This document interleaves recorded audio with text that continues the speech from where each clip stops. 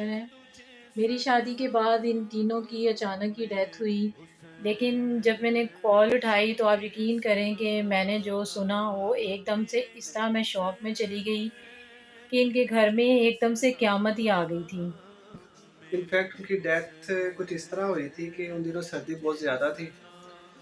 तो बुखार होने के बाद जो है ना, उसके बाद हमने इनके टेस्ट वगैरह करवाए तो जी पता लगा इनकी किडनी फेल हो चुकी हैं। हम लोग बड़ी तकलीफ़ से गुज़रे, एकदम से हमारा घर इतना खाली हो गया, हम लोग इतने परेशान हो गए।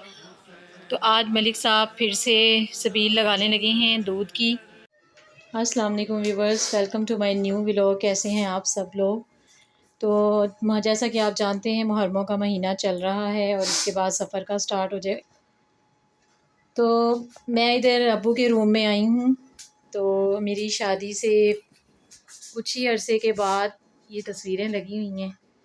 ये मेरी मदर इन लॉ हैं और ये नदीम के बड़े भाई हैं और ये इनकी सिस्टर हैं। मेरी शादी के बाद इन तीनों की अचानक ही डेथ हुई। तो उसके बारे में मैं सारा वाक़या आपको बताती हूँ। ये अब्बू हैं और ये इनके दादा दादी हैं। तो जो इनके बड़े भाई हैं जिनकी ये आप तस्वीर देख रहे हैं, ये इसी रूम में उनकी डेथ हुई थी। ये रूम ऊपर है, मेरी जिठानी के रूम के साथ वाला ये रूम है। तो इस जगह पे जहाँ पे ये चेयर्स पड़ी हुई हैं, यहाँ पे उनका बेड लगा हुआ था। तो यहाँ पे उनकी डेथ हुई इस कमरे में और अचानक से हुई। मेरी शादी को अभी तकरीबन 10 माह हुए थे। नूर फ़ातिमा पैदा हुई थी तो मैं अपनी अम्मी के घर गई थी।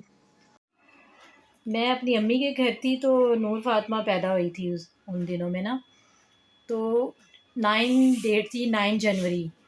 तो उस दिन मेरी बर्थडे थी। तो मलिक साहब का सुबह-सुबह फ़ोन आता है अचानक से 6 बजे। तो मुझे ऐसा लगा शायद ना ये मुझे बर्थडे विश करने लगे हैं। लेकिन जब मैंने कॉल उठाई तो आप यकीन करें कि मैंने जो सुना वो एकदम से इस तरह मैं शॉक में चली गई कि इनके घर में एकदम से क़यामत ही आ गई थी। तो ये उस क़यामत से गुज़र चुके हैं। तो उन्होंने ये सारा वाक़या देखा, मैं यहाँ पे नहीं थी। तो आपको ये बताएँगे कि इस कमरे में ऐसा क्या हुआ था कि अचानक माशाल्लाह से इनके सेहतमंद भाई अचानक उनकी डेथ हो गई। तो मलिक साहब आपको ख़ुद बताएँगे कि क्या हुआ था उस दिन, उस रात क्या हुआ था? बिस्मिल्लाहिर्रहमानिर्रहीम, अस्सलाम वालेकुम। वो वाक़या कुछ इस तरह से है कि मैं पहले रात को ऑफ़िस से आया था, तो रात को जब ऑफ़िस से आया तो मेरे बड़े भाई घर पे ही थे। वो कुछ सिलाई का काम भी करते थे, उसके अलावा भी तो जब मैं आया तो ऊपर जाने के लिए वो तैयार थे कि मैं अपने कोई कपड़े वग़ैरह कुछ वो सिलाई करना चाह रहे थे। उनका एक बिज़नेस था छोटा-सा, तो वो बस वो मिल के तो ऊपर आ गए। उस रात मैं जाग रहा था, रात 2 ढाई बजे लाइट गई है उस रात को।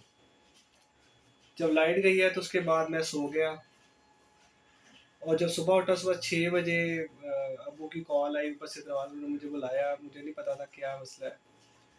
मैं भी अचानक से परेशान हुआ कि सुबह 6 बजे खैरियत हो, क्या मसला हो गया फिर? तो अचानक से उन्होंने बुलाया कि मेरे भाई का नाम जो था मोहम्मद रफ़ीक था, तो उन्होंने कहा कि उनका दरवाज़ा जो है ना वो खोल नहीं रहा। अच्छा, इनफैक्ट उनकी डेथ कुछ इस तरह हुई थी कि उन दिनों सर्दी बहुत ज़्यादा थी, तो गैस वग़ैरह आ नहीं रही थी, लाइट चली गई ऊपर से। तो उन्होंने कोयले जलाने के लिए उन्होंने अपने कमरे में नीचे से जो थोड़ा-सा जगह होती है वहाँ पे उन्होंने कपड़ा लगा दिया कि शायद चलो वहाँ से जो सर्दी आ रही है वो नहीं आएगी। तो उस रात लाइट चली गई और वो ऐसे ही लेट गए, कोयले जलते रहे। और जब सुबह हुई तो जब से ये शोर वग़ैरह जब बहुत ज़्यादा हुआ तो हमने ऊपर जाके देखा तो वो दरवाज़ा नहीं खोल रहे थे। हमने फिर दरवाज़ा तोड़ा उनका, देखा तो वो वैसे लेटे हुए थे। हमने समझा शायद वो बेहोश है, तो बेहोश। तो जब शोर हुआ ऊपर आके उनको हमने उठाया, वो उठ नहीं रहे थे। फ़ौरन हमने एक पास डॉक्टर थे उनको बुलाया, तो उन्होंने आके चेक किया तो उन्होंने कहा शायद अभी थोड़ी बहुत इनकी नब्ज़ चल रही है। फिर हमने फ़ौरन एम्बुलेंस को कॉल की, काफ़ी धुंध पड़ी हुई थी। सुबह-सुबह मैं एम्बुलेंस को बाहर से लेके आया, उन्होंने आके चेक किया और मेरी मदर भी वहीं बैठी हुई थी पास। हम सब लोग इकट्ठे थे कि शायद उनके साँस चल रहे हैं। लेकिन अचानक से फिर उन्होंने मुझसे कहा कि आपकी मदर को आप अंदर बिठा दें ताकि हम कुछ आपको बताना चाहते हैं। फिर मैंने अपनी मदर को अंदर बिठा दिया और फिर उन्होंने चेक किया तो उन्होंने बताया कि नहीं जी, इनकी तो डेथ हो चुकी है। तो चलिए मैं आपको बताती हूँ कि हुआ यूँ था कि मैं आपको ये डोर दिखा देती हूँ और पूरे रूम का मैं जायज़ा दिखाती हूँ कि हुआ मैं मेरा ये बताने का मकसद ये है कि जो हमारे घर क़यामत आई, जिस गलती की वजह से आप वो गलती कभी ना करें। तो मैं आपको सारा दिखाती हूँ, रूम सारा कुछ चेक करवाती हूँ जी। तो ये उनका रूम मैंने आपको बताया, यहाँ पे जहाँ पे चेयर्स हैं यहाँ पे उनका बेड था, और ये डोर है, डोर के नीचे भी उन्होंने कपड़ा लगा दिया था, और ये विंडो भी अच्छे से बंद थी। तो जब वो उनका यहाँ पे लेटे लेटे ना दम घुट गया कोयले की गैस की वजह से। तो कोयले जल तो नहीं रहे थे, बुझे हुए थे, लेकिन फिर भी उसकी गैस से उनका दम घुट गया, वो सोए के सोए ही रह गए। तो यहाँ पे उन्होंने मशीन वगैरह लगाई थी, वो सिलाई कर रहे, और सिलाई मशीन की लाइट भी वैसे ही चल रही थी, जो भी चीज़ सिलाई कर रहे थे वैसे ही मशीन के अंदर कपड़ा था।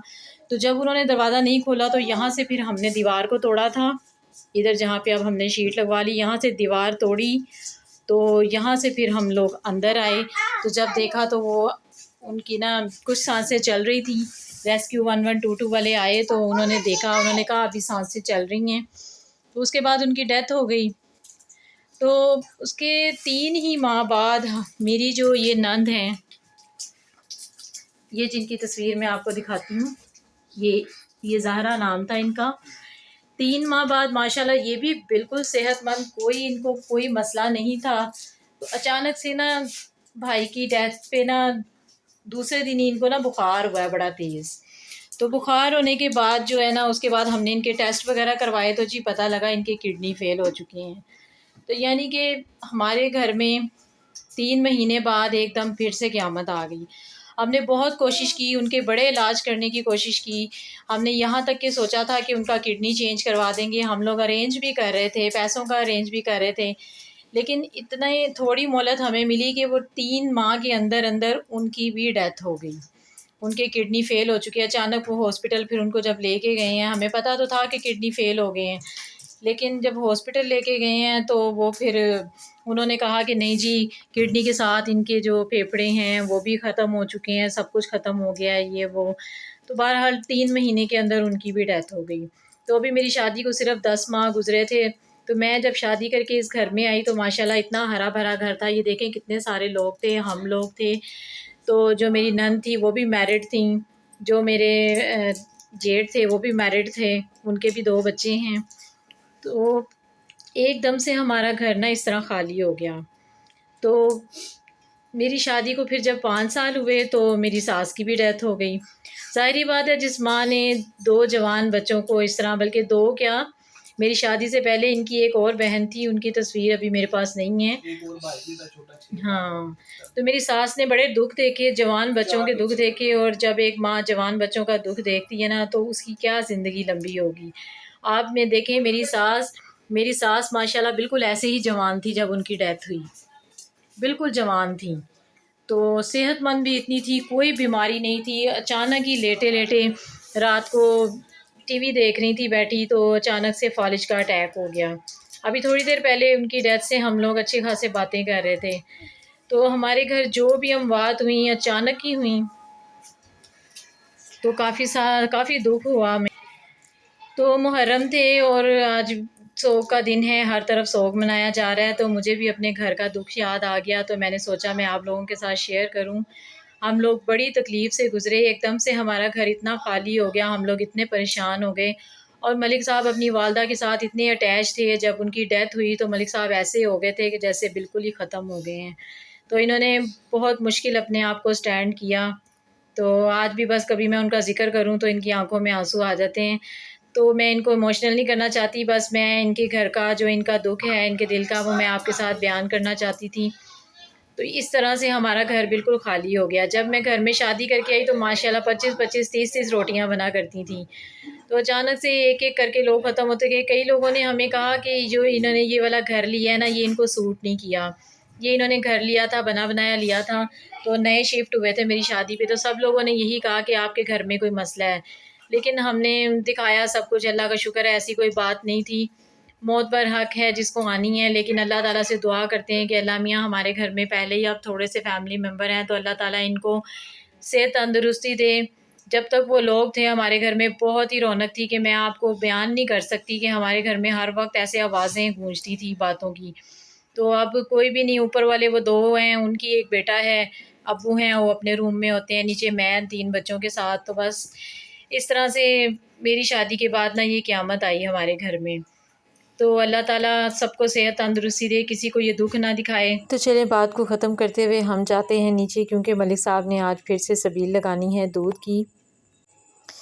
मलिक साहब माशाल्लाह से 5 वक्त के नमाज़ी परहेज़ी हैं और इन चीज़ों के ना बहुत ही हक़ में हैं, ज़्यादा से ज़्यादा न्याज़ दिलाने के और सदका खैरात करने के। तो आज फिर से इन्होंने सबील लगाई, क्योंकि कल कुछ बच्चे वापस गए थे तो बिल्कुल भी अच्छा नहीं लग रहा था।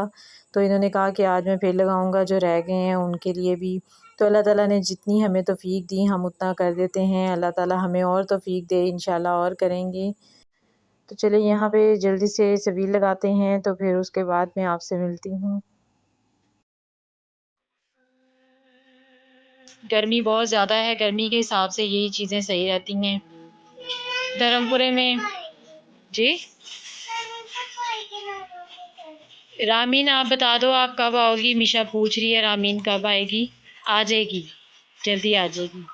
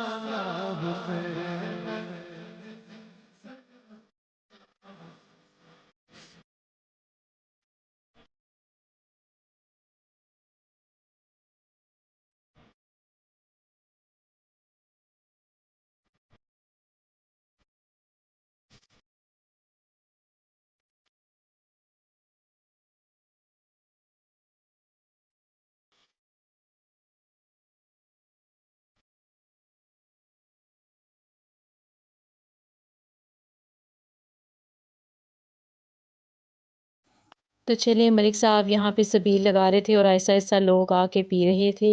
तो अल्लाह ताला इनकी इस सबील को कबूल और मंज़ूर फ़रमाए। तो यहाँ पे मैं आपसे इजाज़त माँगती हूँ। अगर आपको मेरी वीडियो अच्छी लगी है तो प्लीज़ उसे लाइक, शेयर और सब्सक्राइब कर दें। मिलते हैं कल के व्लॉग में, तब तक के लिए अल्लाह हाफ़िज़।